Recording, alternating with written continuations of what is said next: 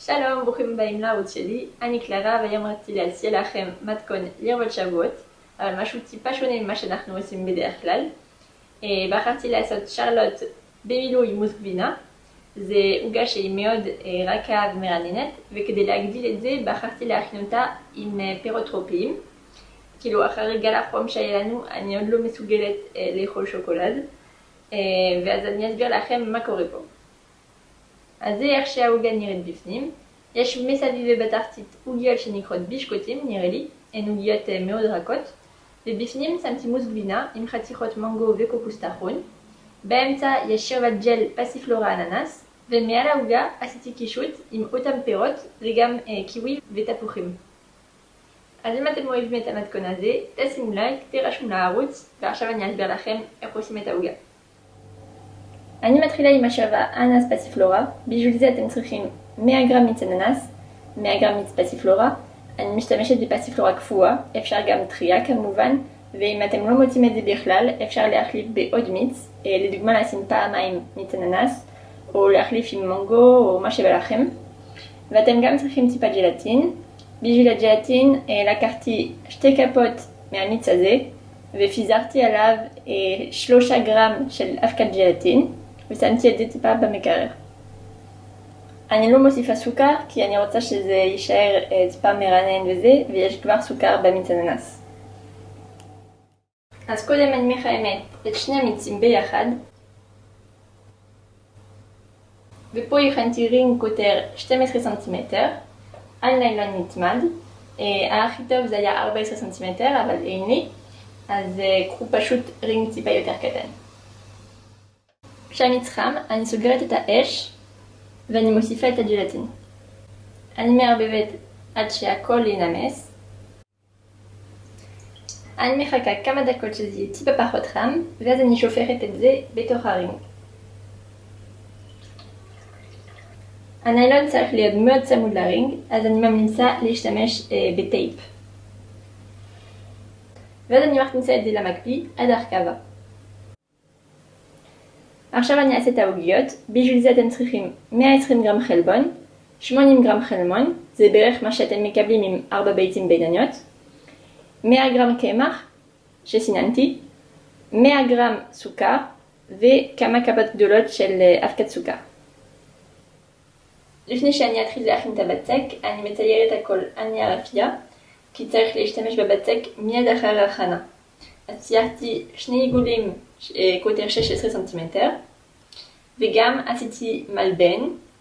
זה בעצם 2 פסים כדי לעשות את הצד של העוגה. עשיתי טיפה יותר גבוה מגודל של הרינג שלי. עשיתי פה 8 סנטימטר, ואתם רואים שעשיתי את זה פעמיים, והאורך לא כל כך משנה, תעשו משהו די ארוך, ככה לא יהיה בעיה. במיקסר עם הטרפה אני שופכת את החלבון ואני אקציף אותו. כשאני מקבלת ספוג אני מתחילה להוסיף את הסוכר בהדרגה, ואני מערבבת עד שאני אקבל קצפת מאוד יציב. ועכשיו אני מוסיפה את החלבון ואני אערבב, אבל רק כמה שניות במהירות נמוכה, אחרת הקצפת תישבר. ואז אני מוסיפה את הקמח ואני מערבבת בעדינות. שמתי את הבצק בתוך שקית זילוף עם צנטר קוטר 10 מילימטר, בין 8 ל-12 מילימטר זה בסדר, צנטר חלק. ועכשיו אני אדלף את הבצק. אני מתחילה עם העיגולים, ככה אני יכולה לעשות פסים עד סוף הבצק.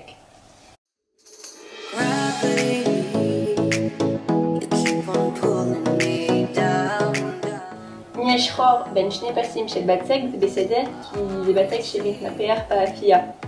אבל תיזהרו, כי זה חשוב שזה לא יהיה יותר מ2 או 3 מילימטר.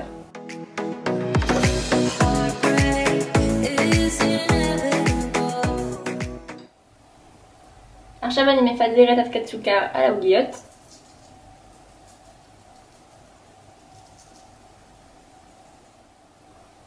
ועכשיו אני מכניסה את זה 10 דקות ב-200 מעלות. אם יש לכם 2 מגשים, במקרה שעשיתם כמות יותר גדולה, אז תנסו להכניס אותם באותו זמן. למוס גבינה אתם צריכים 190 גרם גבינת שמנת, זה 24% שומן, זה מה שיש באמת בקופסה של 200 גרם, 150 גרם שמנת להקצפה, 38% שומן, 35 גרם שמנת חמוצה, 27% שומן. האחוזי שומן זה די חשוב כי זה מה שיחזיק את העוגה, אז תנסו לקחת משהו בסביבות מה שלקחתי.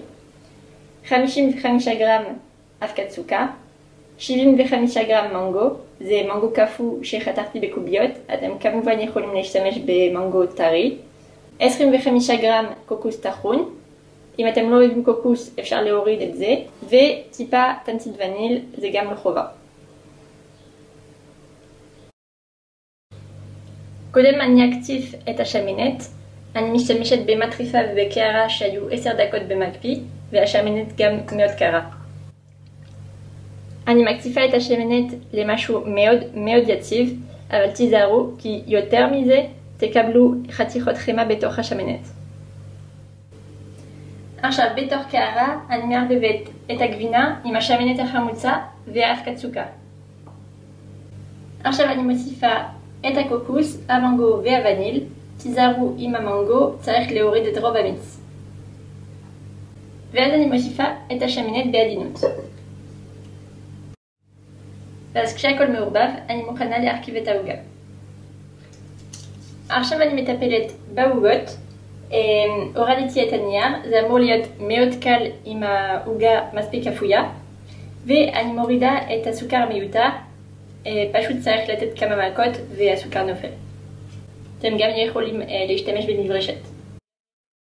עכשיו אני חותכת את פס העוגה בדיוק באמצע, ואני גם מורידה סנטימטר מסביב כל עיגול. עכשיו אני לוקחת את הרינג שלי, אני שמה אותו ישר על צלחת הגשה או על תרצית זהב, כי אחרת העוגה תהיה מאוד קשה להזיז. אני לוקחת את הפס הראשון, ואני שמה את החלק הישר למטה, והחלק היפה לכיוון החוצה. אני שמה את השני כדי להשלים את העיגול. אני חותכת מה שמיותר. עדיף לחתוך על קו בין שתי עוגות, זה יהיה יותר יפה.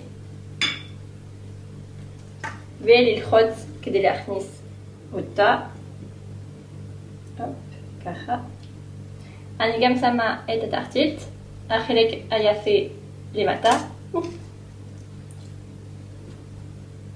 ואני לוחצת.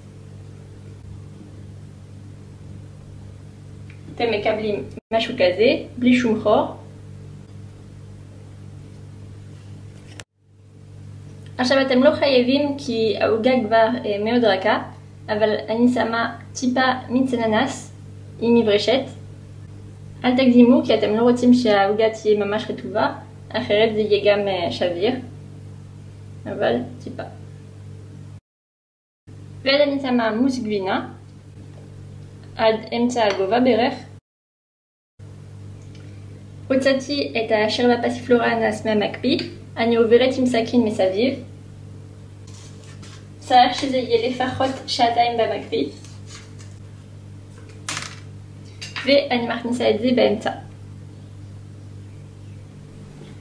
ועכשיו אני מסיימת עם המילוי. לפני הסוף אני שמה את העוגה השנייה. ואז אני שמה עוד מוס עד למעלה. ואני מנסה לעשות משהו שטוח. אני שמה ניילון על העוגה ואני מכניסה למקרר לכל הלילה. אחרי קירור אני מורידה את הניילון. וגם הרינג. ואז בעצם אפשר לאכול את זה ככה. אני רק אעשה כתר עם פירות לקישוט.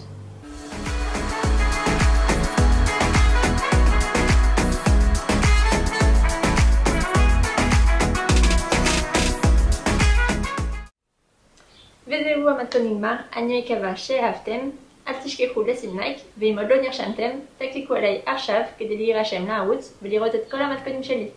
אני מאחלת לכם חג שמח ונתחייב בסרטון הבא, ביי!